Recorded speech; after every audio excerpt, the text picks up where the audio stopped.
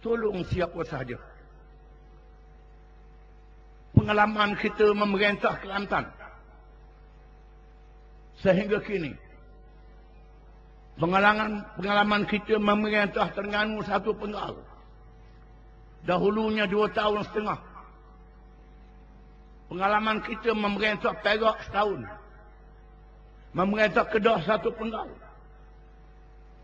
telah berjaya menembusi tembok yang memisahkan kita dengan rakan-rakan yang bukan Islam. Sehingga ada kalangan bukan Islam ikut PAS, minta jadi ahli PAS, menyokong perjuangan PAS tanpa mereka masuk Islam. Lalu kita tubuhkan Dewan Himpunan Penyokong PAS menjadi sayap kita. Ada orang kata ini pelik, orang yang jahil kata pelik. Kita jangan jadi bodoh macam orang jahil. Kita ada pemimpin. Dalam PAS ada Majlis Syura Ulama. Dalam PAS ada ahli jawatan kuasa politik. Perjuangan demokrasi perlu menarik seberapa ramai orang mendukung perjuangan kita. Kita mengadakan tahaluf siasi, persepahaman dengan pihak lain yang berbeza ideologi, berbeza agama dengan kita.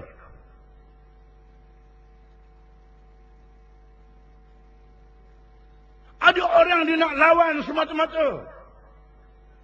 Ini bukan cara bijak. Kita tengok lembu belaga. Lembu yang belaga dia sosong sama. Dah. Ada masa dia sosong, masa dia undur, masa dia kelek. Itu lembu. Dia belaga pun ada masa dia sosong, masa dia kelek, masa dia undur.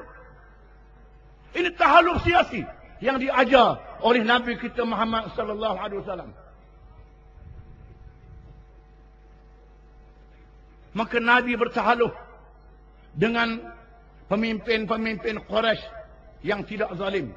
Mut'im bin Adi dengan Abu Talib, bapa saudara dia, berhimayah, mengadakan persepahaman dengan orang Yahudi, Bani Qainuqa, Bani Nadir, Bani Quraizah, dengan orang-orang Kristian Najran, dengan musyrikin Khuza'ah, mengadakan tahaluf siasi dalam keadaan kita tidak menjual dasar dan prinsip kita, tak lari daripada dasar perjuangan kita. Ini makna tahaluf. Bukannya walak diharamkan. Walak kita bekerja sama dengan orang tanpa peduli halal dan haram. Kita istiqamah, konsisten, teguh dengan agama kita. Dalam kita bersepahaman dengan orang lain, menyebabkan orang bukan Islam menghormati kita, melihat kehebatan kita. Tahukah saudara-saudari sekalian, cahaya Islam menembusi tembok besar Cina. Di zaman Khulafa' Rasyidin, cahaya Islam melangkah gunung Himalaya. Cahaya Islam meredah lautan Hindi. Cahaya Islam sampai ke seluruh pelosok dunia. Dengan apa? Dengan adil yang ditunjukkan oleh Islam. Dengan tahaluf siasi.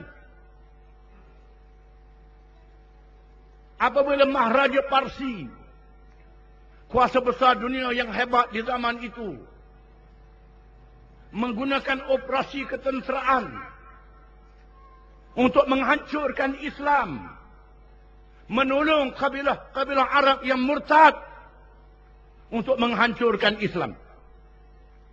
Empire Rom, kuasa besar dunia juga, menghentam Islam habis-habisan, membantu kumpulan murtad.